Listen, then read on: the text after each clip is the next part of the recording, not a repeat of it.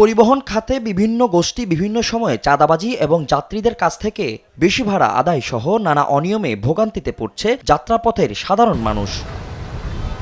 বৃহস্পতিবার সকালে দুর্নীতি দমন কমিশনের একটি চৌকুশ দল অভিযান কার্যক্রম পরিচালনা করে রাজধানীর সায়দাবাদ বাস টার্মিনালে। যাত্রী সাজা টার্মিনাল কেন্দ্রিক ঘোরাঘুরি করার সময় দুদকের চোখে ধরা পড়ে পরিবহন থেকে চাঁদা নেওয়ার দৃশ্য। যে ব্যক্তি চাঁদা তুলছে তিনি মূলত নিজেকে একজন শ্রমিক মালিক সমিতির কর্মী দাবি করছেন। তাকে জিজ্ঞেস করতেই বেরিয়ে আসে কার নেতৃত্বে হচ্ছে এই চাঁদা তোলার কার্যক্রম। ঢাকা শহর থেকে দায়িত্ব দিছে এই গাড়ি সমন্বয় করে। তার নাম হলো ফাহিম। শ্রমিকের দেয়া তথ্য মতে চাঁদা আদায়ের সংগঠন ঢাকা চট্টগ্রাম স্পেশাল কোর্স ও বাস মালিক সমিতির কোষাধ্যক্ষ ফাহিমের সাথে যোগাযোগ করা হয়।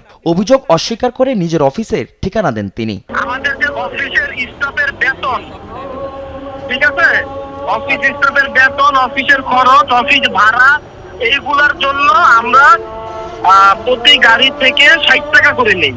অফিসে গিয়ে দেখি অফিস তালাবদ্ধ, তবে বাড়ির মালিক বলছে বিগত 10-15 বছর যাবৎ বিভিন্ন সংগঠন এই অফিস ব্যবহার করে পরিবহনে চাঁদা নিয়ে আসছে। সব গাড়ির কাগজপত্র ঠিক না, সব মালিকের কাগজপত্র ঠিক না, এই জন্য রাস্তায় আটকে মামলা দিত, আর সেই জন্য তাদের টাকা দিতে হতো, টাকা দিলে আর মামলা দিত না। হ্যাঁ, ওটা এই মালিক সমিতি অফিসে হারা করতো।